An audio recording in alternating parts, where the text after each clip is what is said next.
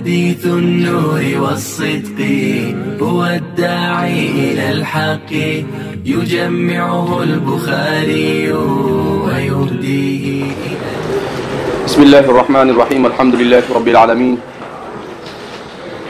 والعاقبة للمتقين والصلاة والسلام على سيد الأنبياء والمرسلين سيدنا وحبيبنا وحبيب رب العالمين محمد وعلى آله وأصحابه ومن هدى بهديه إلى يوم الدين.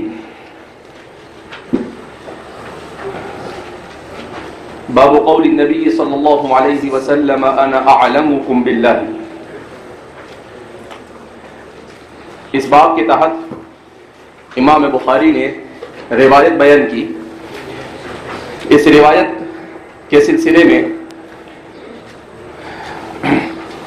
دو باتیں باقی بچ جاتی ہے. ایک تو یہ کہ اس روایت میں نبی کریم صلی اللہ علیہ وسلم کے اظہار غضب کا کیا سبب. آپ صلی اللہ علیہ وسلم نے غصے کا اظہار کیوں کیا. تو آپ صلی اللہ علیہ وسلم کے غصے کا اظہار کرنے کا سبب یہ ہوا کہ حضرات صحابہ کرام رضوان اللہ تعالی عنہم اجمعین نے ایسی بات کہی جو فطرت سلیمہ اور دین کے مزاج سے منطبق نہیں ہوتی تھی، جو افراط اور تفرید کا شکار تھی. اس لیے کہ شریعت مطہرہ نبی کریم صلی اللہ علیہ وسلم جس شریعت کو لے کر آئے، یہ شریعت بڑی متوازن شریعت ہے جس میں اعتدال پایا جاتا ہے، ہر طرح کے افراط اور تفرید سے یہ پاک ہے. تو آپ صلی اللہ علیہ وسلم ویسے تو حضرات صحابہ کے سوالات پر غصہ نہیں ہوتے تھے، آپ ناراض نہیں ہوتے تھے. اگر کوئی سوال ایسا ہوتا تھا جو اجتہاد سے تعلق رکھتا تھا، کوئی سوال ایسا ہوتا تھا جس سوال کی وجہ سے مسئلے میں وضاحت مقصود ہوتی تھی، مگر یہاں پر چونکہ حضرات صحابہ کرام رضوان اللہ تعالی عنہم اجمعین نے جو بات کی اس سے فطرت سلیمہ اور دین کا مزاج متاثر ہو رہا تھا. دین کا مزاج کیسے متاثر ہو رہا تھا؟ آپ صلی اللہ علیہ وسلم اپنے لیے دینی معاملے میں ہر طرح کے کثرت مجاہدہ اور شدت مشقت کے حامل تھے. خود تو بہت زیادہ محنت کرتے تھے، بہت زیادہ مجاہدہ کرتے تھے عبادت میں اور ہر چیز میں. البتہ آپ اپنی امت کے لیے بڑے شفیق اور مہربان تھے. قرآن کریم نے خود بیان کیا کہ آپ رؤوف ہیں، اپنی امت کے ساتھ رأفت رکھتے ہیں.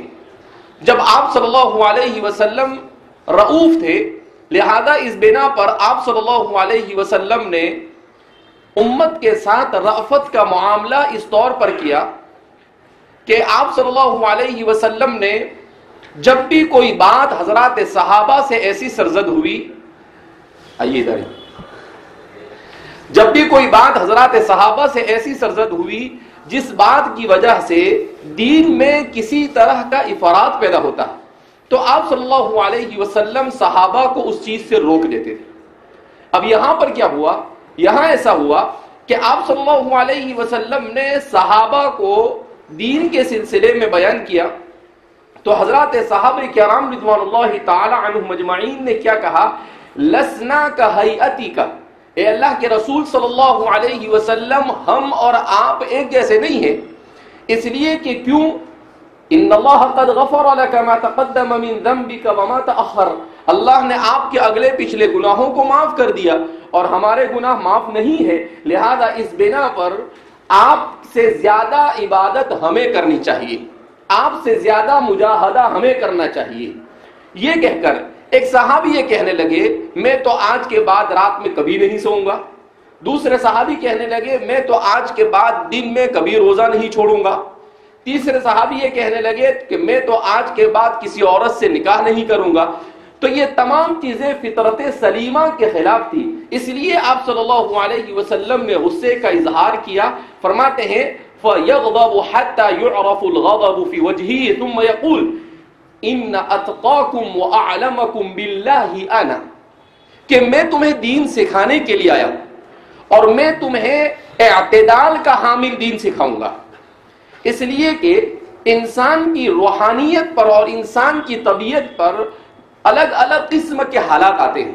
کبھی انسان پر اچھے حالات ہوتے ہیں، وہ بسط میں ہوتا ہے تو کثرت عبادت کا جی چاہتا ہے، اور کبھی انسان پر حالت قبض ہوتی ہے اس کے قلب کے اوپر، اس کی روحانیت کے اوپر، تو وہ چھوٹی سے چھوٹی عبادت بھی اس کے لیے کیا ہو جاتی ہے؟ مشکل ہو جاتی ہے.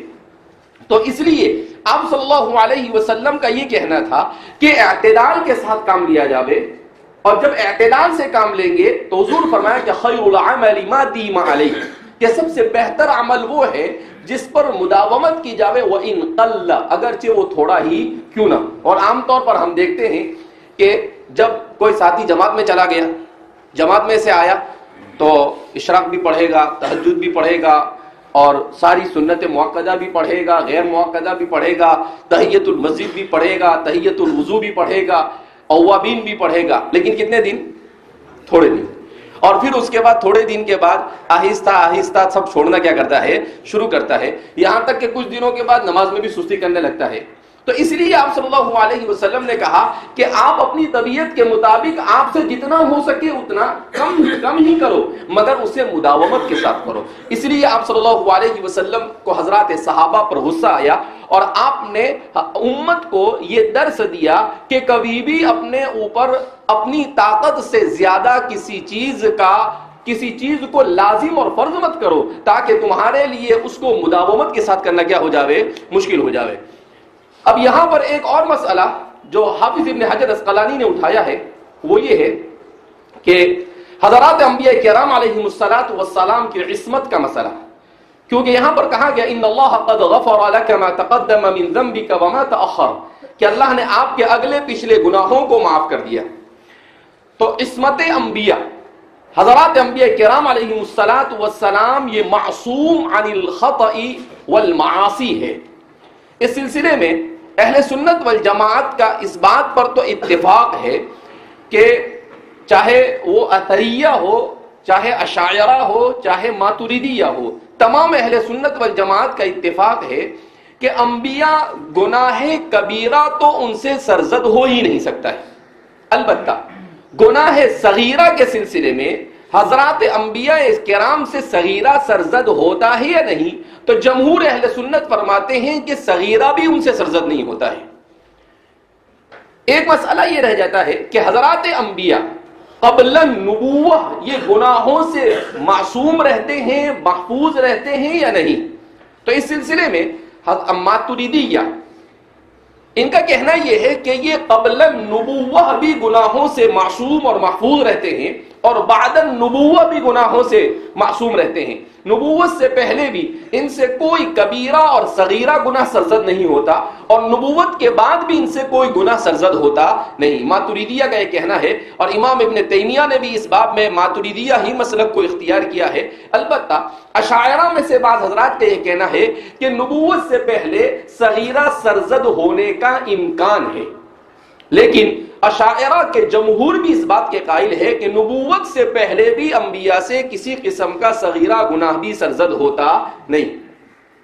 لہذا اہل سنت والجماعت کا مسلک اس سلسلے میں یہ ٹھہرا کہ الانبیاء معصومون قبل النبوۃ وبعدها، کہ انبیاء معصوم ہیں نبوت سے پہلے بھی اور نبوت کے بعد بھی. ولادت سے لے کر موت تک ان سے کسی قسم کا کوئی صغیرہ یا کبیرہ گناہ سرزد ہوتا نہیں.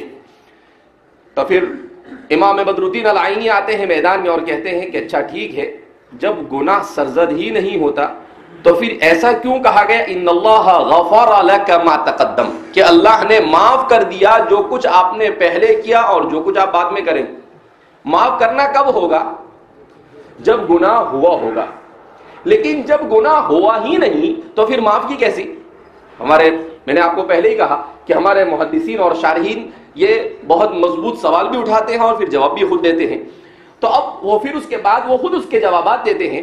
تو فرماتے ہیں کہ انبیاء کرام علیہم الصلاۃ والسلام سے گناہ تو سرزد ہوتے نہیں، یہ تو سوال ہی پیدا نہیں ہوتا ہے.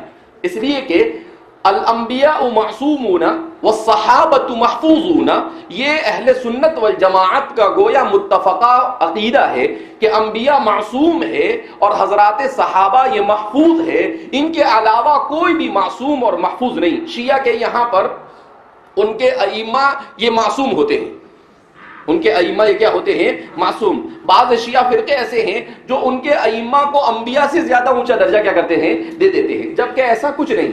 انبیاء یہ معصوم ہے اور صحابہ یہ محفوظ ہے، یعنی انبیاء سے تو صغیرہ اور کبیرہ سرزد ہوتا ہی نہیں، البتہ حضرات صحابہ سے سرزد ہونے کا امکان ہوتا ہے، اور اگر کبھی اللہ نے ان سے کروایا بھی تو اس میں بھی امت کے لیے کوئی نہ کوئی خیر ہوا کرتی ہے۔ لہذا ان کے بارے میں اہل سنت والجماعت فرماتے ہیں کہ وہ محفوظ ہے، اسی لیے کہا الصحابۃ کلھم عدول، کہ تمام کے تمام صحابہ یہ عادل ہے۔ کسی بھی صحابی پر جرح کرنے کو اہل سنت والجماعت کے کسی بھی محدث نے جائز قرار دیا نہیں ہے۔ شیعہ کے یہاں پر سب چلتا ہے، ان کے یہاں پر وہ انبیاء پر بھی کیچڑ اچھالتے ہیں اور انبیاء کے ساتھ ساتھ صحابہ پر بھی کیچڑ اچھالتے ہیں، بلکہ صحابہ کی تو تکفیر تک کے قائل ہے۔ وہ چند صحابہ کو کہتے ہیں کہ وہ مسلمان تھے، ان کے علاوہ تمام کے تمام صحابہ حضور کی وفات کے بعد علیاذ باللہ کیا ہو گئے تھے؟ کافر ہو گئے تھے۔ تو یہ ان کا اپنا عقیدہ ہے، گویا کہ خود اپنے اوپر کفر کو تھوپتے ہیں یہ۔ تو اب سوال یہاں پر ہی تو اس کا جواب بڑا اچھا دیا۔ ایک جواب تو اس کا یہ دیا گیا کہ ان اللہ غفر لک ما تقدم من ذنبک، کا مطلب یہاں پر یہ ہے کہ انبیاء سے اگرچہ صغیرہ اور کبیرہ سرزد نہیں ہوتے، مگر کبھی خلاف اولا ان سے سرزد ہو جاتا ہے۔ کیا سرزد ہو جاتا ہے؟ خلاف اولا۔ اب جب خلاف اولا سرزد ہوا تو کہتے ہیں اقربا را بے شبوت حیرانی، کہ جو جتنا قریب ہوتا ہے اس کے لیے اتنی زیادہ محتاط ہونے کی ضرورت ہے۔ اسی طریقے سے عربی زبان میں کہا جاتا ہے حسنات الابرار سیئات المقربین، کہ ابرار کے حسنات بھی مقربین کے لیے سیئات ہو جاتے ہیں۔ مقربین جو ہوتے ہیں یہ ابرار ان سے نیچے درجے والے ہیں، تو کچھ مباح چیزیں اگر وہ کر لے تو ان کے لیے حسنات ہے، مگر وہی چیزیں اگر مقربین کر لے تو ان کے لیے وہ کیا بن جاتا ہے؟ معصیت بن جاتا ہے۔ تو فرماتے ہیں کہ خلاف اولا ان سے سرزد ہو جاوے، تو اس کے سلسلے میں اللہ رب العزت نے فرمایا کہ غفر اللہ لک ما تقدم من ذنبک، کہ اگر خلاف اولا بھی کبھی سرزد ہو گیا تو اللہ رب العزت اس پر بھی گرفت کرے گا نہیں۔ امام کرمانی فرماتے ہیں کہ اصل میں نبی کریم صلی اللہ علیہ وسلم جب بہت زیادہ مجاہدہ کرتے تھے تو آپ کے درجات بلند ہوتے چلے جاتے تھے۔ جب آپ اونچے درجے پر پہنچتے تھے اور نیچے کی طرف دیکھتے تھے تو آپ کو کوتاہی محسوس ہوتی تھی کہ یار مجھ سے کوتاہی ہو گئی، فلاں جگہ پر مجھ سے خلاف اولا ہو گیا۔ تو کہا کہ اس کوتاہی کی وجہ سے آپ کو تکلیف ہوتی تھی، تو اس لیے کہا گیا ان اللہ قد غفر لک ما تقدم من ذنبک وما تأخر، کہ آپ اس پر بھی پشیمان ہو، اس لیے کہ بہرحال آپ کو مقام محمود تک کیا کر دیا گیا ہے؟ پہنچا دیا گیا ہے، جنت کا وہ مقام جہاں تک کہ کوئی پہنچ سکتا نہیں ہے۔ لہذا اس طرح کے جوابات دے کر ہمارے فقہا نے کہا ایک بات بڑی اچھی بیان کی ہے امام بدر الدین آئلی نے، وہ فرماتے ہیں کہ اصل میں گناہ جو ہے اس کے لیے ایک تو اسم کا لفظ استعمال ہوتا ہے، دوسرا ذنب کا لفظ استعمال ہوتا ہے، تیسرا خطا کا لفظ استعمال ہوتا ہے، اور چوتھا معصیت کا لفظ استعمال ہوتا ہے۔ اب ان سب میں فرق ہے۔ معصیت کس کو کہتے ہیں؟ تو کہا معصیت کہا جاتا ہے عصیان سے ہے، سرکشی، کہ آدمی سرکشی پر آمدہ ہو کر اپنے سے بڑے کی نافرمانی کرے، تو یہ معصیت ہے۔ پھر اس کے بعد خطا کس کو کہتے ہیں؟ تو خطا کہا جاتا ہے کہ کرنے کا کچھ ارادہ کرے اور ہو جائے کچھ، جیسے قطر خطا، کہ ایک آدمی نے دور سے دیکھا تو اس کو ایسا محسوس ہوا کوئی آدمی جھکا ہوا ہے، تو اس نے سمجھا کہ یہ ہرن ہے، اور ہرن سمجھ کے کیا مار دیا؟ اس نے تیر مار دیا، اور جیسے ہی تیر لگا تو وہ کھڑا ہو گیا، تو دیکھا کہ ارے ہرن نہیں، یہ تو بہت بڑا ہرن ہے، یعنی انسان ہے۔ تو یہ اس کو کیا کہیں گے کہ اس نے جب دیکھا تو ہرن سمجھ کر اس کو مارا، لہذا اس بنا پر اس کو کہیں گے کہ اس نے مارا ہرن کو مگر لگا کس کو؟ انسان کو۔ تو بغیر یعنی ارادہ اچھا کرنے کا کیا مگر ہو گیا برا، اس کو کیا کہا جاتا ہے؟ خطا کہا جاتا ہے۔ اور ذنب کس کو کہتے ہیں؟ ذنب کہتے ہیں ایسا کام کرنا جس کام کے کرنے سے عار محسوس ہو، جس کام کے کرنے سے اسے عار اور شرمندگی محسوس ہو، ایسے۔ اسی لیے ذنب کا اطلاق صغیرہ اور کبیرہ دونوں پر ہوتا ہے، صغیرہ پر بھی، کیونکہ صغیرہ بھی کبیرہ. سلیمان درانی سے کسی نے پوچھا کہ صغیرہ کون سا اور کبیرہ کون سا گناہ ہے؟ تو سلیمان درانی نے کہا کہ تم صغیرہ اور کبیرہ کو مت دیکھو، بلکہ تم یہ دیکھو کہ کس ذات کی نافرمانی کر رہے ہو. تم یہ دیکھو کہ کس ذات کی نافرمانی کر دو، تمہارے لیے صغیرہ بھی کیا بن جائے گا؟ کبیرہ بن جائے گا. تو لہذا فرماتے ہیں کہ ذنب اس کو کہا جاتا ہے کہ آدمی کسی گناہ کو کرے اور اس پر اسے عار محسوس ہو، اس پر اسے کیا محسوس ہو؟ عار محسوس ہو. تو اسے کیا کہا جاتا ہے؟ ذنب. اسی لیے فرماتے ہیں کہ یہاں پر عصیان اثم کس کو کہتے ہیں؟ کہا کہ آدمی بالکل تیار بیٹھا ہو کہ مجھے موقع ملے اور میں گناہ کر لوں، اسے کہا جاتا ہے اسم. اسے کیا کہا جاتا ہے؟ اسم. کہا یہاں پر ان تمام لفظوں میں سے غفرہ کا لفظ استعمال کیا گیا من ذنبک. اس کا مطلب کیا ہے کہ اگر آپ کو کسی ایسی چیز پر پشیمانی ہو جو خلاف اولا ہو، تب بھی ہم اسے کیا کر دیں گے؟ معاف کر دیں گے. تو کہا کہ انتخاب الفاظ بڑا زبردست ہے قرآن کریم کا بھی اور احادیث مبارکہ کا بھی، جس سے پتہ چل رہا ہے کہ خلاف اولا ہی کی طرف کیا کیا جا رہا ہے؟ اشارہ کیا جا رہا ہے. فَيَغْضَبُ حَتَّى يُعْرَفُ الْغَضَبُ فِي وَجْهِهِ ثُمَّ يَقُولُ. فرماتے ہیں کہ آپ صلی اللہ علیہ وسلم غصہ ہو جاتے یہاں تک کہ آپ کے چہرے پر غصے کے آثار ظاہر ہوتے تھے. آپ صلی اللہ علیہ وسلم پر آپ کے چہرے پر خوشی کے آثار بھی بہت اچھی طرح ظاہر ہوتے تھے اور غمی کے بھی. کیوں؟ اس لیے کہ کان اجمل الناس. آپ صلی اللہ علیہ وسلم بڑے حسین و جمیل تھے، اور جب آپ حسین و جمیل تھے تو آپ کے حسن و جمال کی وجہ سے آپ خوش ہوتے تھے. تو صحابہ فرماتے ہیں کہ آپ کا چہرہ گلاب کی طرح کھل جاتا تھا، اور جب آپ صلی اللہ علیہ وسلم پر غصہ ہوتے تھے تو آپ کا چہرہ انگارے کی طرح لال ہو جاتا تھا. اسی لیے سیدنا حضرت ابو ہریرہ بڑی بہترین تعبیر استعمال فرماتے ہیں کأنما عصر علی وجهه الرمان. ایسا لگتا تھا جیسے آپ کے چہرے پر انار کو نچوڑ دیا گیا ہو. مجھے اتنا پیارا لگتا ہے سیدنا حضرت ابو ہریرہ کی یہ تعبیر، اتنے پیارے انداز میں انہوں نے بیان کیا. کیوں؟ اس لیے کہ صحابہ فرماتے ہیں کہ حضور کے چہرے پر جو رگیں تھی تو وہ رگیں کیا ہوتی تھی؟ پھول جاتی تھی، تو وہ لال نظر آتا تھا، اور اس کے علاوہ جو حصہ ہوتا تھا وہ سفید نظر آتا تھا. اب کسی انار کو اگر نچوڑیں گے تو وہ بھی ایسے ہی جائے گا کہ کہیں پر وہ آپ کے چہرے پر پہنچے گا اور کہیں پر نہیں پہنچے. یعنی ایسی تشبیہ تھی جو تشبیہ حضور کے غصے کے لیے بالکل صحیح اور کیا تھی؟ موضوع تھی. تو اس لیے اللہ کے رسول صلی اللہ علیہ وسلم کے چہرے انور پر یہ چیز کیا ہو جایا کرتی تھی؟ ظاہر ہو جاتی تھی. تو فرماتے ہیں ان اتقاکم واعلمکم باللہ انا. پھر حضور صلی اللہ علیہ وسلم نے یہ لفظ کیوں کہا کہ بھائی میں زیادہ جانتا ہوں، میں زیادہ متقی ہوں؟ تو فرماتے ہیں کہ آپ صلی اللہ علیہ وسلم نے یہ اس لیے کہا کہ حضرات صحابہ سے ایسا کہا کہ بھائی جب میں تم سب میں اللہ سے سب سے زیادہ ڈرتا ہوں، میں تم سب میں اللہ کا علم سب سے زیادہ رکھتا ہوں، اس کے باوجود میں شادی بھی کرتا ہوں، کھانا بھی کھاتا ہوں، رات میں سوتا بھی ہوں، تو تم کیوں ایسا کرنے کے لیے آمدہ ہوئے؟ آپ یہ کہنا چاہ رہے تھے کہ جب میں سب سے زیادہ متقی اور سب سے زیادہ عالم ہونے کے باوجود یہ ساری چیزیں کر رہا ہوں، تو تمہیں تو بدرجہ اولا کرنا چاہیے. بشر ہو تم، اللہ نے انسان بنا کر بھیجا ہے، اللہ نے ملائکہ بنا کر تم کو بھیجا نہیں ہے. انسان کے ساتھ وَلِبَدَنِكَ عَلَيْكَ حَقًّا وَلِنَفْسِكَ عَلَيْكَ حَقًّا وَلِزَوْجِكَ عَلَيْكَ حَقًّا. ہر ایک حقوق تمہارے ساتھ لگے ہوئے، تمام حقوق کو ادا کرنا یہی تو کیا ہے؟ انسانیت ہے. ورنہ سب کچھ چھوڑ دے تو کیا بن جائے گا انسان؟ فرشتہ بن جائے گا. کیا بن جائے گا؟ فرشتہ بن جائے گا. حضرات صحابہ اللہ کے رسول صلی اللہ علیہ وسلم کے مواعظ سے اتنا متاثر ہوتے تھے کہ سیدنا حضرت ابو ہریرہ ایک موقع پر فرماتے ہیں کہ کچھ صحابہ حضور کے پاس آئے اور کہا اللہ کے رسول صلی اللہ علیہ وسلم اگر آپ اجازت دیں تو ہم کھسی کر لیں. تو اللہ کے رسول صلی اللہ علیہ وسلم اس وقت بھی غصہ ہو گئے. حضور نے کہا کہ نہیں. آپ صلی اللہ علیہ وسلم کو معلوم تھا کہ اگر اجازت دے دی جائے گی تو بعد میں لوگ پتہ نہیں کیسے کیا کریں گے. تو اس لیے آپ صلی اللہ علیہ وسلم نے بالکل توازن کے ساتھ دین کو امت تک پہنچایا.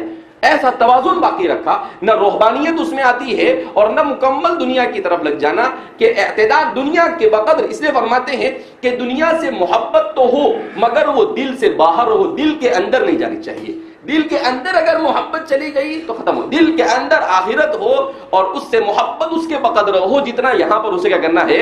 رہنا ہے. بہرحال تو اللہ کے رسول صلی اللہ علیہ وسلم کی اس حدیث مبارکہ سے ہمارے محدثین نے بعض فوائد بیان کیے. تو اس میں سے فرماتے ہیں کہ اس سے ایک فائدہ تو یہ حاصل ہوا کہ آدمی کو کبھی بھی کسی بھی نیک عمل کا اپنے آپ کو اتنا مکلف کرنا چاہیے جتنا وہ ہمیشہ مداومت کے ساتھ کر سکتا ہے. ایک بات. دوسرا فائدہ کہا اس حدیث سے یہ حاصل ہوتا ہے کہ قائد اور جو ذمہ دار ہے اس کے سامنے اگر دین کے مزاج کے خلاف کوئی بات ہو تو اسے غصے کا اظہار کرنا چاہیے، اسے غصے کا اظہار کرنا چاہیے تاکہ جو لوگ اس کے زیر نگی ہیں ان لوگوں کی اصلاح ہو سکے۔ اگر وہ خاموش رہے گا تو ان کی اصلاح ہو سکتی نہیں۔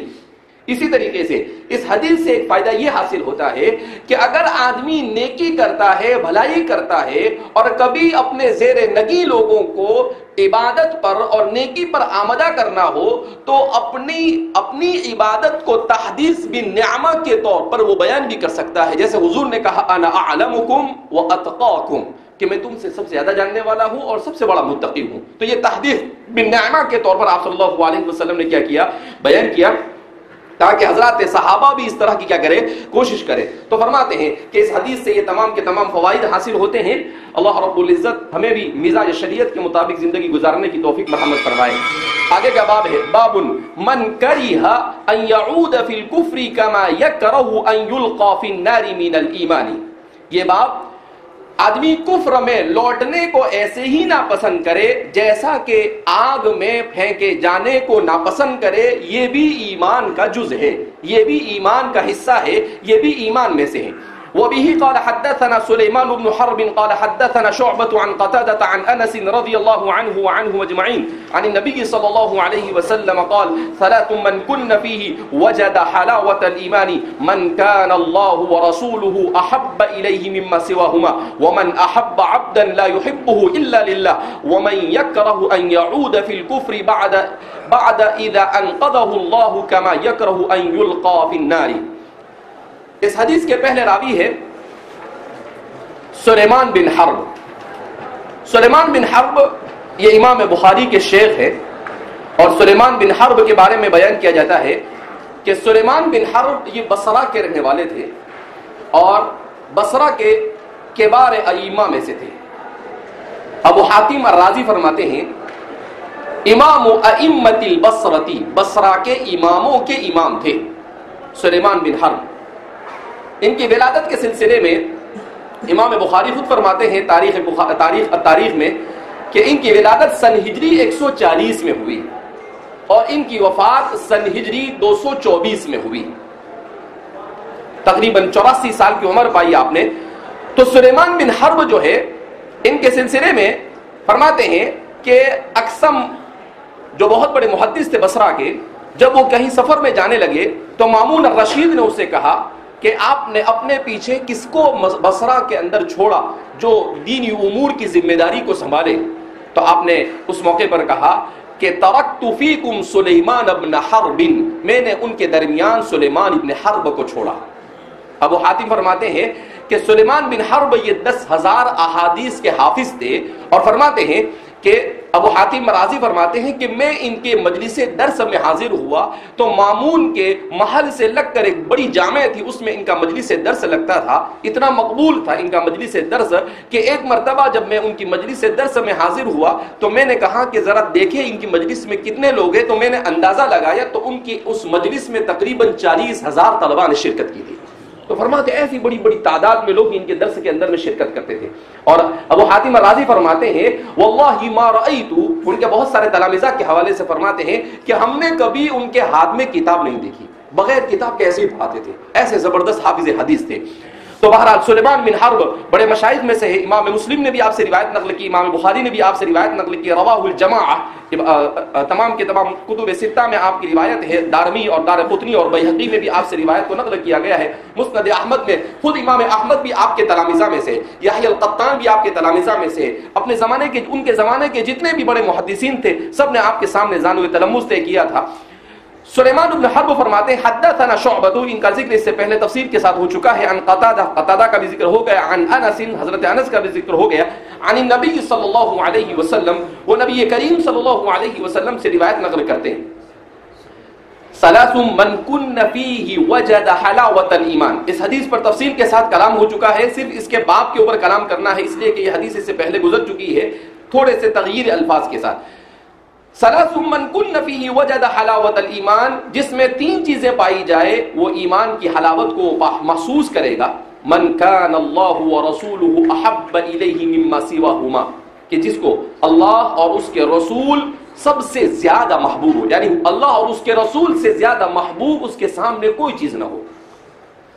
وَمَنْ أَحَبَّ عَبْدًا لَا يُحِبُّهُ إِلَّا لِلَّهِ، دوسرا کہ وہ کسی سے محبت کرے تو اللہ کے خاطر محبت کرے۔ عقیدۃ الولاء والبراء اس کو کہتے ہیں۔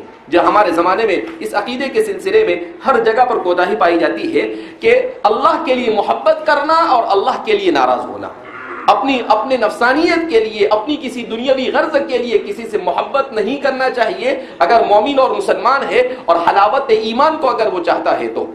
وَمَن يَكْرَهَ أَن يَعُودَ فِي الْكُفْرِ، اور یہ کہ وہ کفر میں لوٹنے کو ایسے ہی ناپسند کرے جیسے کہ وہ آگ میں پھینکے جانے کو ناپسند کرتا ہے۔